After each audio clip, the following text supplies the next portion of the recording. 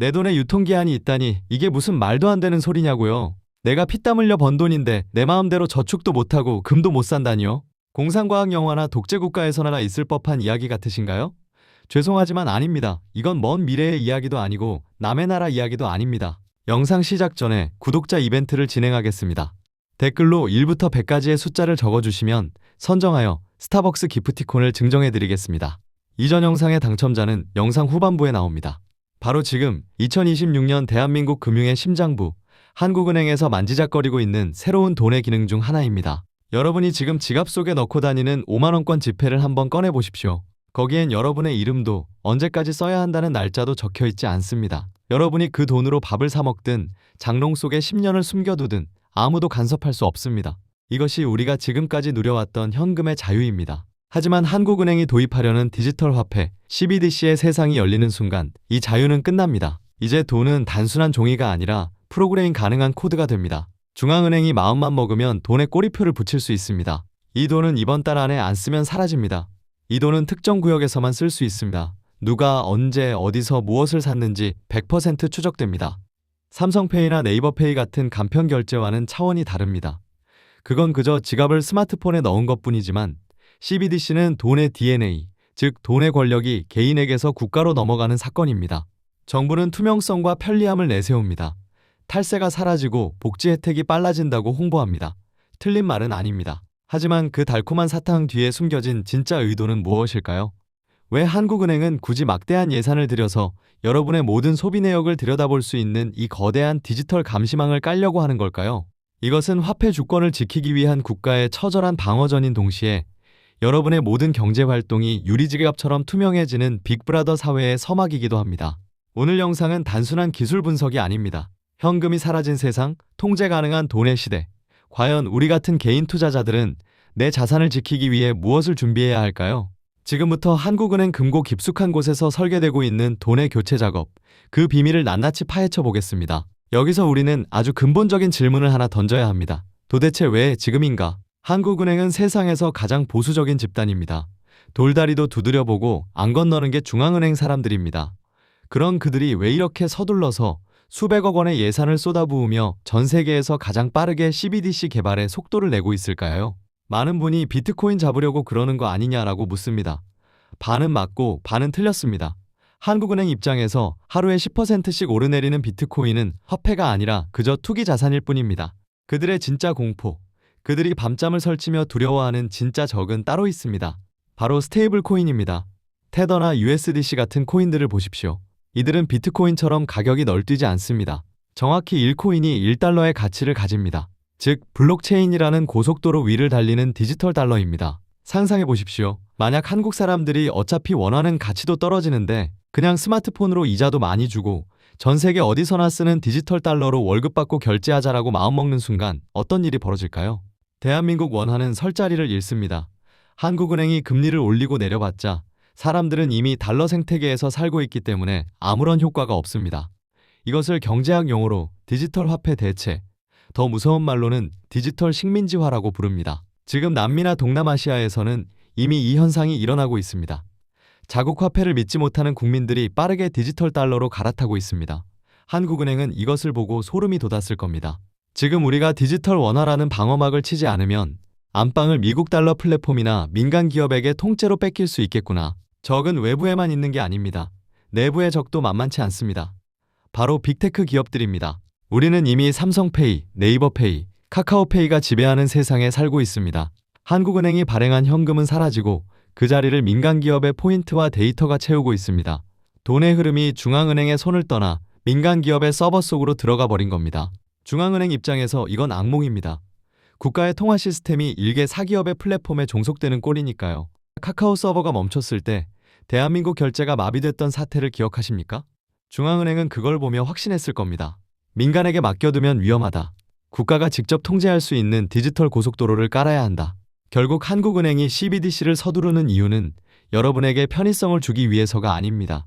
그것은 화폐 주권을 지키기 위한 처절한 생존 본능입니다. 달러 기반의 스테이블 코인이 한국을 덮치기 전에 네이버와 카카오가 금융망을 완전히 장악하기 전에 디지털 원화라는 국가 공인 플랫폼을 먼저 깔아서 주도권을 다시 찾아오겠다는 선전포고인 셈입니다. 그래서 이 싸움은 단순히 동전 없는 사회를 만드는 캠페인이 아닙니다.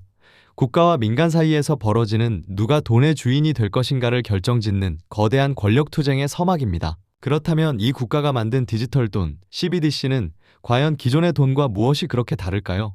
단순히 형태만 바뀐 게 아니라 돈의 기능 자체가 진화했습니다. 솔직하게 말해서 지금까지 우리가 써온 돈은 멍청했습니다. 기분 나쁘게 듣지 마십시오. 기능이 없다는 뜻입니다. 여러분이 친구에게 5만 원을 보낸다고 칩시다. 그 돈에는 아무런 조건도 붙일 수 없습니다.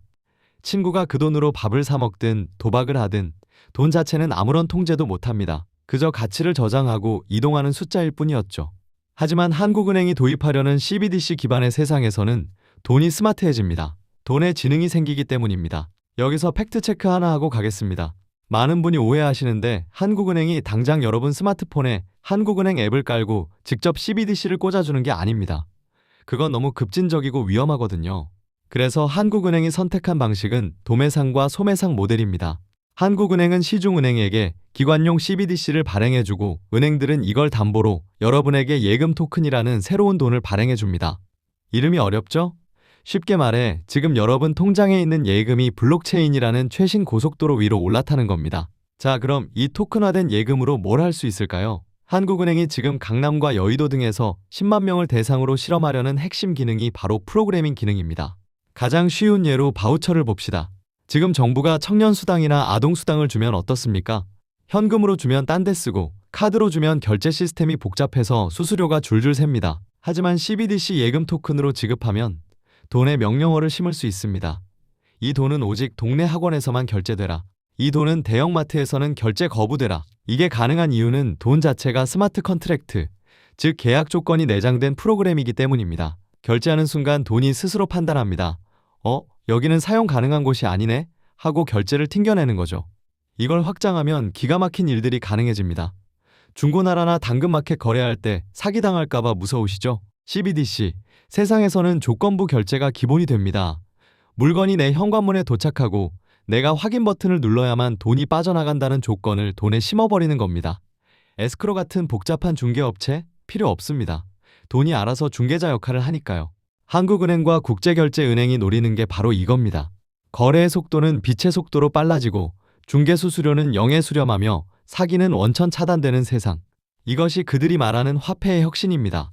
여기까지만 들으면 정말 유토피아 같죠? 사기도 없고 수수료도 없고 낭비되는 세금도 막아주니까요. 하지만 여러분, 세상에 공짜 점심은 없습니다. 돈이 똑똑해진다는 건 반대로 말하면 누군가 그 돈을 조종할 수도 있다는 뜻입니다. 지금은 학원비로만 써라는 착한 명령어가 입력되지만 만약 국가가 나쁜 마음을 먹고 너는 이번 달에 정부 비판 서적을 사는 데는 돈을 못 써라고 입력한다면요. 기능이 생겼다는 건 통제권이 생겼다는 말과 동의어입니다. 이 편리한 스마트머니가 우리의 목을 조르는 디지털 목줄이 될 수도 있다는 섬뜩한 가능성. 영국의 철학자 제레미 벤담은 죄수들이 언제나 감시받고 있다고 느끼게 만드는 원형 감옥, 파놉티콘을 설계했습니다. 21세기 CBDC는 이 파놉티콘을 감옥이 아닌 여러분의 지갑 속으로 가져옵니다. 지금까지의 현금 사회에서 여러분의 사생활은 어둠 속에 안전하게 숨어 있었습니다. 여러분이 현금 10만 원을 인출해서 동네 의원에서 남들에게 알리기 싫은 병을 치료하든 정치인 후원금으로 내든 혹은 비상금으로 장롱 밑에 숨겨두든 국가는 알 방법이 없었습니다. 하지만 모든 돈이 디지털 코드로 바뀌는 순간 세상은 완전한 대낮이 됩니다.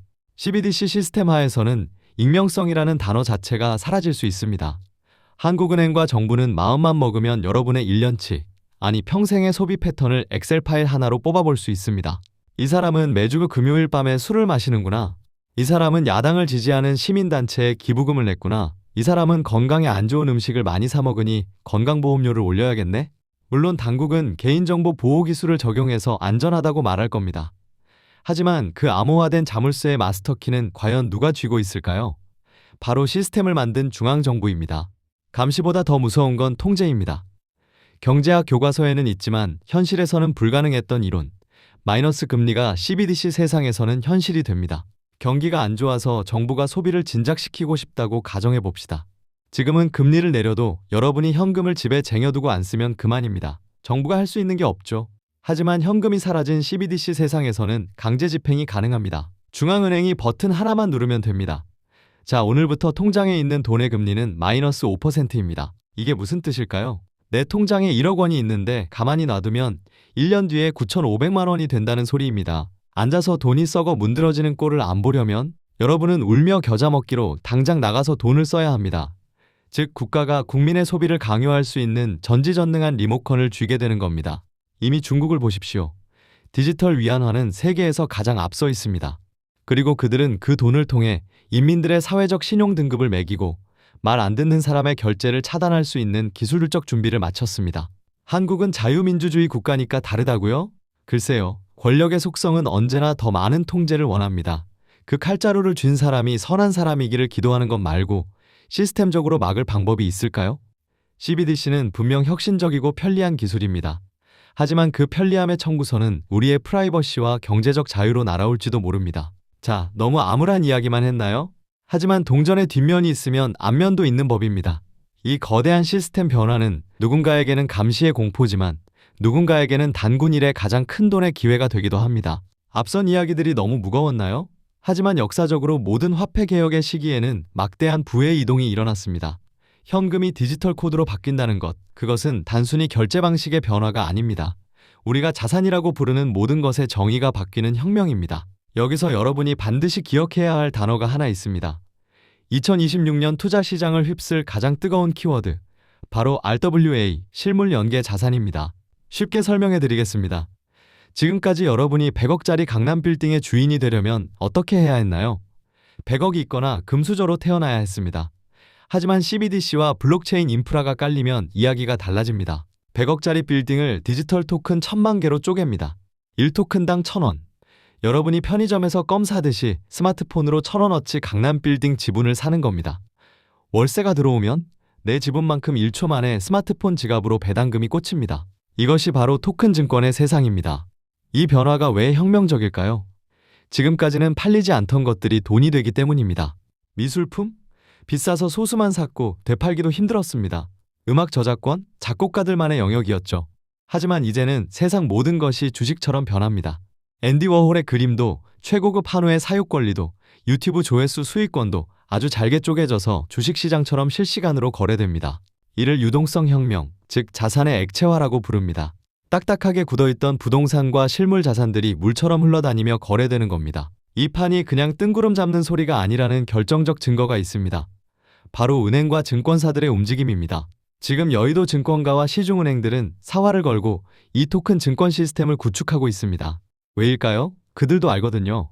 예대마진으로 돈 버는 시대는 끝났다는 걸요. 한국은행이 CBDC라는 고속도로를 깔아주면 은행과 증권사들은 그 위를 달리는 자동차를 팔아 떼돈을 벌 생각에 혈안이 되어 있습니다. 미래에셋, 하나금융, 신한, 이름만 대면 아는 금융 공룡들이 이미 합종연행하며 거대한 카르텔을 만들고 있습니다. 자, 여기서 돈 냄새를 맡으셔야 합니다. CBDC가 감시사회를 만드는 재앙일 수도 있지만 투자자에게는 새로운 자산 시장이 열리는 기회입니다. 과거 인터넷이 처음 깔릴 때 네이버와 카카오 주식을 산 사람들은 인생이 바뀌었습니다. 지금 블록체인 금융망이 깔리고 있습니다. 그렇다면 우리는 어디에 투자를 해야 할까요? 쪼개진 빌딩을 살까요? 아니면 그 빌딩을 쪼개주는 거래소를 살까요? 그것도 아니면 이 모든 시스템을 만들어주는 기술 기업을 사야 할까요? 현금이 사라지고 내 지갑 속이 훤히 들여다보이는 세상, 그리고 모든 자산이 디지털 조각으로 쪼개져 거래되는 세상. 누군가는 디스토피아라고 하고 누군가는 유토피아라고 합니다. 하지만 미래를 예측하는 것보다 중요한 건 대응하는 것입니다.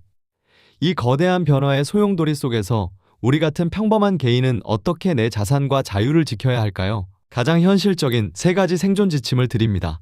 첫째, 프라이버시 자산을 반드시 확보하십시오. CBDC가 도입되면 모든 자산은 추적됩니다. 국가의 통제력이 미치지 않는 비상구 하나쯤은 만들어둬야 합니다. 그것이 바로 실물 금과 비트코인입니다. 투기하라는 말이 아닙니다. 비트코인은 가격 변동성이 크지만 디지털 세상에서 유일하게 중앙정부의 통제를 받지 않는 디지털 망명지 역할을 할 수 있습니다. 금은 아날로그 세상의 마지막 보루죠. 포트폴리오의 5에서 10% 정도는 시스템 리스크를 해지할 수 있는 자산에 담아두는 것. 이것은 투자가 아니라 보험입니다. 둘째, 금광이 아니라 곡괭이를 파는 기업을 찾으십시오. 앞서 말했듯 RWA나 토큰 증권 시장이 열리면 수많은 상품이 쏟아져 나올 겁니다.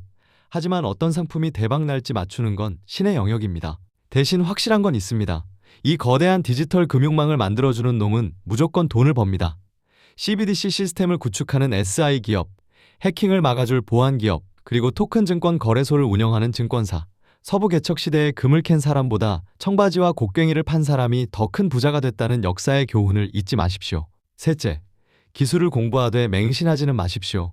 나는 늙어서 키오스크도 힘든데 하고 포기하면 안 됩니다. CBDC 시대에 디지털 문맹은 곧 경제적 고립을 의미합니다. 지금부터라도 전자지갑을 써보고 토큰이 뭔지 소액으로라도 경험해 보십시오. 변화를 거부하는 자는 도태되지만 변화를 이용하는 자에게는 기회가 됩니다. 오늘 우리는 한국은행의 CBDC라는 아주 차갑고 딱딱한 기술 이야기를 나눴습니다. 이야기를 마치며 문득 그런 생각이 듭니다. 화폐의 형태는 조개 껍데기에서 금화로, 금화에서 종이로, 그리고 이제는 보이지 않는 코드로 끊임없이 변해왔습니다.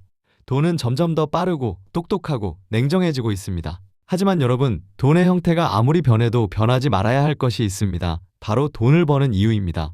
우리가 새벽같이 일어나 출근하고 아끼고 투자하는 이유는 단순히 통장의 숫자를 늘리기 위함이 아닙니다. 내 가족을 지키고 사랑하는 사람과 맛있는 밥 한 끼를 먹고 나의 노후를 비굴하지 않게 지키기 위한 그 따뜻한 삶을 위해서입니다.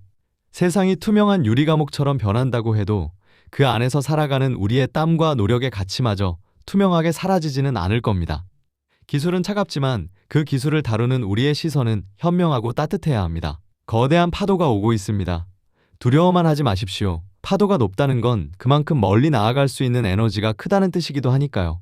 돈의 흐름은 그 파도 위에서 여러분이 길을 잃지 않도록 언제나 가장 밝은 등대가 되겠습니다. 오늘 영상이 도움이 되셨다면 구독과 좋아요, 그리고 변화하는 세상에 대한 여러분의 생각을 댓글로 남겨주세요. 지금까지 돈의 흐름이었습니다. 시청해주셔서 감사합니다.